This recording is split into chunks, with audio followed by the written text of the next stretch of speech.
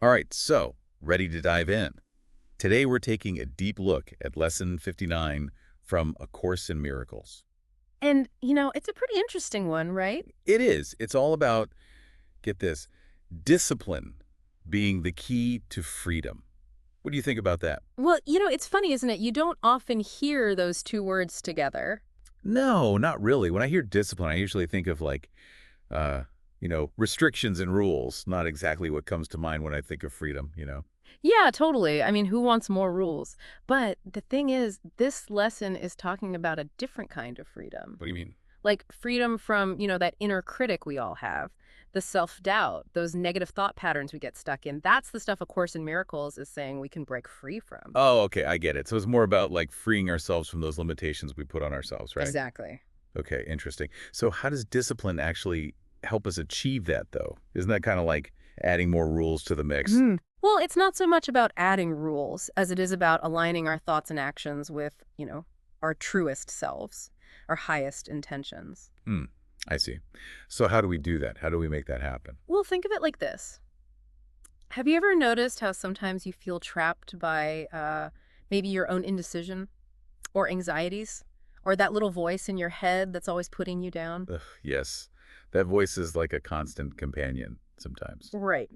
And A Course in Miracles is saying that the discipline it's talking about is about strengthening our ability to make conscious choices, to choose love over fear, to choose forgiveness over resentment. Okay. You know, and the more we practice that, the less power that negative voice has over us. And that's how we find that freedom. That's how we create space for more peace and joy in our lives. Yeah. I like that. But how do Yeah. we like actually put this into practice? It still sounds a little abstract. I get that, but A Course in Miracles actually gives us some pretty practical tools to work with. Like, Well, for example, it talks about the importance of daily meditation. oh yeah, meditation, it's great. I love it. Even just like 5 or 10 minutes, Yeah. it can make a huge difference. It really helps to quiet those racing thoughts and anxieties. I know. I totally agree, but honestly, sometimes it's so hard to like actually get myself to do it. I hear you, but that's kind of where the discipline comes in, right? Yeah. It's about choosing to do it, even when you don't feel like it, because you know it's good for you. True. And it doesn't have to be a huge time commitment either. Even just starting small can have like a ripple effect. I love that, the ripple effect. Yeah. Okay, so meditation is one tool. What else does A Course in Miracles talk about? Let me see.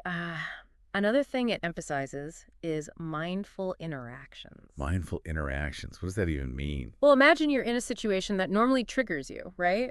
Like someone cuts you off in traffic, Hmm. or maybe a coworker says something that, rubs you the wrong way. I can picture it. And instead of just reacting impulsively, you take a breath. You notice your emotions without judgment, and then you consciously choose how you want to respond. Okay. So you choose to respond, not just react. Yeah, you respond from a place of awareness, not from like a place of ego. Does that make sense? Totally. Mhm. And that helps us practice discipline. It does. Because it takes discipline to pause, to be present, and to choose a response that aligns with, your values. Makes sense. Now, I also wanted to talk about those practical exercises in the lesson, like the one where you choose a peaceful word or phrase Yeah. and repeat it silently to yourself.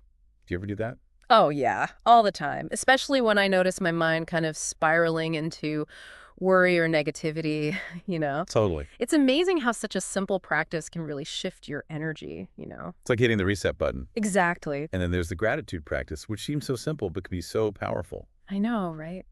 Taking time to acknowledge what we're grateful for can really help to shift our perspective. Because it takes our focus away from what we're lacking and puts it on what we already have. Exactly. And that helps us break free from that scarcity mindset that the ego loves to feed on. So true. Okay, so we've got meditation, we've got mindful interaction, we've got these practical exercises. Mm. But for someone listening who's, feeling stuck, maybe overwhelmed, how would you suggest they actually start using these tools to find more freedom? That's a great question. I think the key is to start small and be patient with yourself. Yeah, be kind to yourself. Pick one practice that resonates with you and just commit to doing it for a week, even if it's just for a few minutes each day. And, just notice how it feels. See if it makes a difference in your thoughts and your reactions. I love that. Small steps. Yeah, small steps. And remember, it's not about being perfect.